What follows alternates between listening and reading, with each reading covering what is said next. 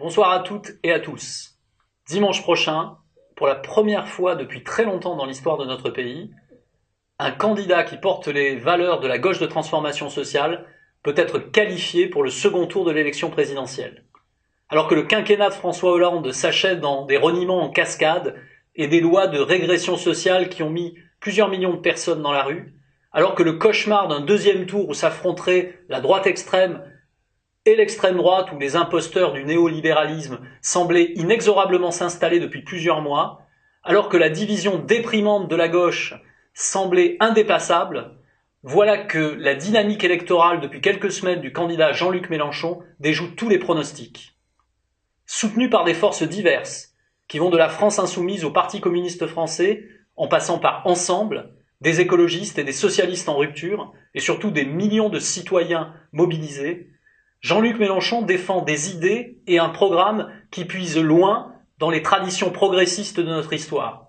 Ces idées, elles empruntent à toutes les sources de la gauche réelle, de la grande révolution de 1789, des batailles sociales du XIXe siècle, du Front populaire de 36, de la résistance, de la libération, du grand mouvement populaire de 68, de la victoire de la gauche en 81, des grandes grèves de l'hiver 95, toute cette longue filiation de combats où des millions de nos aînés ont mis leurs doigts vivants et leurs mains de chair dans l'engrenage, comme disait Aragon.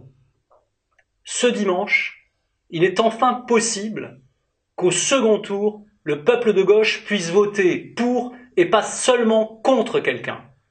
Pour reprendre le pouvoir sur la finance et partager les richesses, pour la 6e République démocratique et sociale, pour l'égalité, pour la transition énergétique et la protection de la planète, pour la protection sociale, les services publics, l'emploi, pour une Europe de progrès, pour la paix.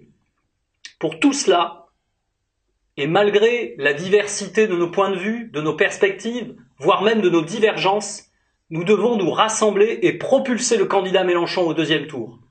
Nous ne devons pas laisser passer cette occasion historique. Dimanche, écrivons un nouveau chapitre dans le grand livre de la gauche et réinventons l'espoir.